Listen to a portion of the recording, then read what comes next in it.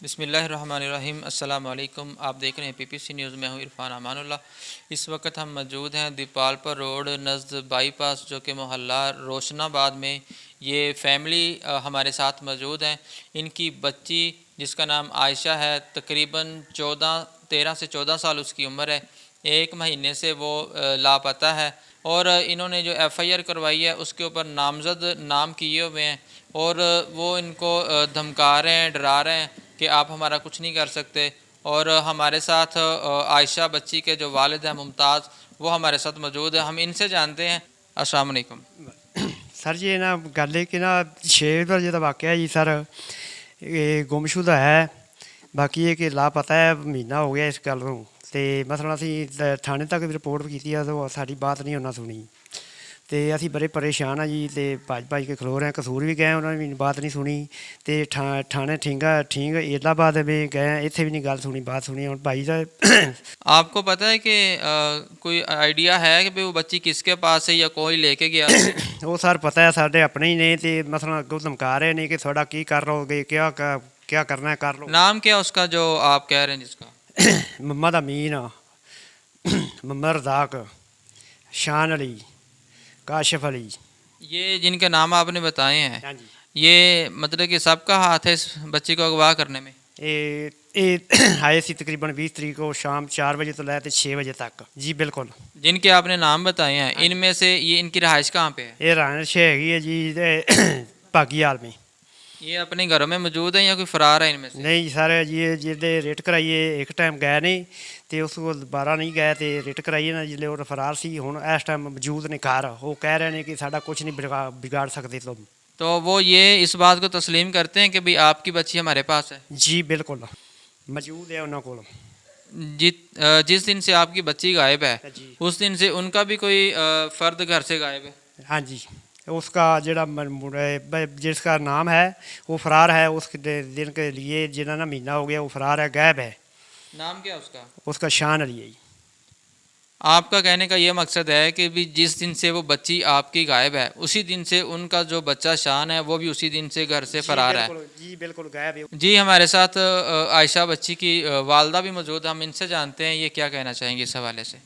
हाँ भाई ਇਹੋ ਹੀ ਗੱਲ ਹੈ ਸਾਡੀ। ਸਾਨੂੰ ਕੋਈ ਪਤਾ ਨਹੀਂ, ਮਹੀਨਾ ਹੋ ਗਿਆ ਪੂਰਾ ਸਾਨੂੰ ਉਹਨਾਂ ਨੂੰ ਗਾਇਬ ਕੀਤੇ ਨੂੰ। ਸ਼ਾਨ ਕੋਲ ਹੈਗੀ, ਇਹ 3 ਪਿਓ ਪੁੱਤਰ ਨੇ, ਇਹਦੇ ਆਪਣੇ ਨੇ, ਰਿਸ਼ਤੇਦਾਰ ਨੇ, ਇਹਦੇ ਮਸੇਰ ਨੇ ਮੇਰੇ ਬੰਦੇ ਦੇ। ਇਹਨਾਂ ਨੇ ਸਾਨੂੰ ਧਮਕੀਆਂ ਵੀ ਬੜੀਆਂ ਲਾਣੇ, ਕਰ ਲਓ ਕੀ ਕਰਨਾ ਜੇ, ਜੋ ਕਰਨਾ ਜੇ ਕਰ ਲਵੋ। ਸਾਨੂੰ ਧਮਕੀ ਬੜੀ ਲਾ ਰਹੇ ਨੇ, ਸਾਡੇ ਕੋਲ ਹੈਗੀ ਲਈ ਜਾਂਦੀ ਜੇ ਤੇ ਲੈ ਲਵੋ, ਇਹ ਸਾਨੂੰ ਕਹਿੰਦੇ ਨੇ। ਇਹ ਨਹੀਂ ਕਹਿੰਦੇ ਕਿ ਅਸੀਂ ਦੇਨੇ ਆ ਜਾਂ ਆਪਾਂ ਸੁਲ੍ਹਾ ਕਰ ਲਈ ਜਾਂ ਕੋਈ ਗੱਲ ਕਰ ਲਈਏ ਜਾਂ ਕੋਈ ਨਹੀਂ ਕਹਿੰਦੇ। ਇਹ ਕਹਿੰਦੇ ਨੇ ਜੋ ਕਰਨਾ ਜੇ ਕਰ ਲਓ, ਅਸੀਂ ਐਵੇਂ ਕਰਨੀ। ਨਾ ਸਾਡੀ ਪੁਲਿਸ ਵਾਲੇ ਸੁਣ ਰਹੇ ਨੇ, ਨਾ ਸਾਡੀ ਇਲਾਹਾਬਾਦ ਵਾਲੇ ਸੁਣ ਰਹੇ ਨੇ, ਥਾਣੇ ਵਾਲੇ, ਨਾ ਸਾਡੀ ਚੂਣੀਆਂ ਵਾਲੇ ਸੁਣ ਰਹੇ ਨੇ।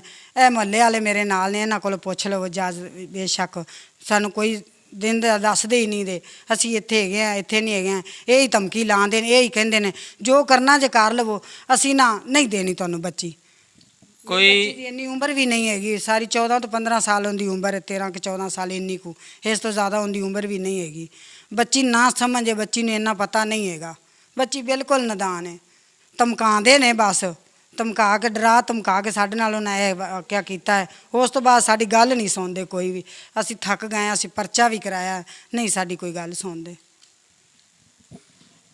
अच्छा, आप ये बताएं कि आप थाना इलाहाबाद गए हैं जी। तो एसएचओ ने आपको फ़ोन किया है, तो फिर क्या बात हुई है? सर जी उन्हें फ़ोन किया था भी मुमताज़ साहब आ जाओ, आप मुजरम लाने फड़ के ते रिट करनी है। मैं सर आधा घंटा पहले जाके इन्हें फ़ोन किया, मैं 10-15 मिनट तक पहुँच गया तो इन्हों को फ़ोन कर रहा, ये नहीं मिले। इन्हें फ़ोन नहीं मेरा चाया। मैं इंतज़ार करके घंटा मैं वापसी गया चला। अगों रात 3 बजे मैंने महसूस होया कि मुजरम घर आ गए ने। असी इन्हों कहा कि आओ जी चला रेट करके आइए। इन्हें कहा जी कुछ सोचने आ। अगों वरना ये नहीं गए, फिर भी नहीं गए। फिर इन्हें सुबह 2 बजे मैंने कॉल की भी थाने मौजूद आओ। मैं थाने पहुँचा जी। अगों इन्हें कहा जी सर जी गड्डी नहीं है। कितनी देर बैठे रहे होते? मैं सर जी 2 बजे तक गया वा, शाम 6 बजे तक मैं इंतज़ार कर रहा। शाम 6 बजे इन्हें गड्डी मंगवाई है। फिर इन्हें कहा जी साढ़े बंदे नहा रहे ने। फिर इन्हें कहा जी नमाज़ पढ़ रहे ने। फिर इन्हें कहा जी आओ जी गड्डी आ गई, आओ चलिए। ਵਰਨਾ ਇੱਥੋਂ ਟੁਰੇ ਆ ਜਿਸ ਟਾਈਮ ਇਹ ਜਾਂਦੇ ਨੂੰ ਮੁਜਰਮ ਫੜਨੇ ਕੇ लिए गए मौजूद ਉੱਥੇ ਕਾਰ नहीं है ताले बजे गए ने तो बाकी ये फरार हो गए उदो पिछ के लिए इसका ना मुझे नहीं बताया भी आप रेट करनी है या नहीं करनी या थाने आओ जमानत जी हो गई तीसरे दिन इन्हें कहा जी लो जी थोड़े मुजरम फारग हो गए। जी नाज़रीन, जैसा कि आपने इनकी बात सुनी कि SHO जो थाना इलाहाबाद का 2 बजे वो कॉल करता है, 2 बजे से पहले, और ये जो मुमताज़ नामी शख्स है ये वहाँ पे आधा घंटा जाके पहले बैठ जाता है, इसलिए कि मेरा जाते ही कोई ना कोई हल निकल आए। और SHO ने शाम 6 बजे तक थाना इलाहाबाद में बिठा के रखा। फिर उसके बाद ये कहा कि गाड़ी आती है, गाड़ी आएगी फिर हम चलेंगे। हमारे साथ मोहल्लेदार एक खातून मौजूद है, हम इनसे जानते हैं कि इस हवाले से वो क्या कहना चाहेंगी। हाँ जी भाई, ਅਸੀਂ ਮਹੱਲੇਦਾਰ ਹਾਂ। ਵਾਕਈ ਨਾਲ ਜ਼ਿਆਦਤੀ ਹੋਈ ਹੈ। ਅਸੀਂ ਸਭ ਵੇਖਦੇ ਰਹਿੰਦੇ ਹਾਂ, ਅਸੀਂ ਇਸ ਮਹੱਲੇ ਦੇ ਵਿੱਚ ਹੀ ਰਹਿੰਦੇ ਹਾਂ। ਸਾਨੂੰ ਵੀ ਬਹੁਤ ਜ਼ਿਆਦਾ ਅਫਸੋਸ ਹੋਇਆ। ਹਾਂਜੀ, ਇਹਨਾਂ ਦੀ ਬੱਚੀ ਦਾ ਕੋਈ ਇਸ ਤਰ੍ਹਾਂ ਦੀ ਚੱਕਰ ਨਹੀਂ ਹੈਗਾ ਸੀ, ਕੋਈ ਇਸ ਤਰ੍ਹਾਂ ਦਾ ਕਨੈਕਟਰ ਨਹੀਂ ਹੈਗਾ ਸੀ। ਇਹਨਾਂ ਦੀ ਬੱਚੀ ਠੀਕ ਠਾਕ ਸੀ। ਪਤਾ ਨਹੀਂ ਉਹਨਾਂ ਨੇ ਕੀ ਕੀਤਾ ਤੇ ਕੀ ਨਹੀਂ ਕੀਤਾ, ਸਾਨੂੰ ਕੋਈ ਪਤਾ नहीं चलिया। ਅਸੀਂ ਆਪ ਖੁਦ ਬੜੇ ਪਰੇਸ਼ਾਨ ਹੈਗੇ। बच्ची को घर से लेके गए या बच्ची खुद गई है?